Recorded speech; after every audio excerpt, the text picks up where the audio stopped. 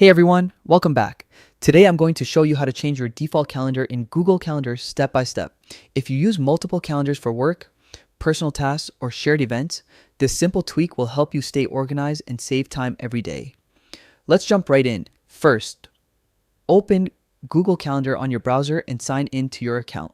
Once you're in, you'll see your main calendar view with all your upcoming events and tasks.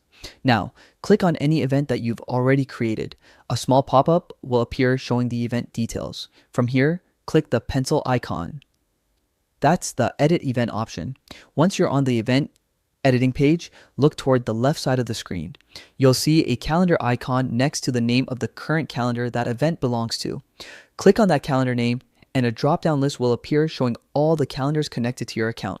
Simply select the one you want to make your default for new events. After choosing your preferred calendar, hit Save. And that's it. The event will now belong to your selected calendar, and any new events you create from now on will automatically use that one as the default. It's a small change, but it can make managing your schedule much smoother, especially if you juggle multiple calendars for different parts of your life. And that's the full process for changing your default calendar in Google Calendar. Quick, easy, and super helpful.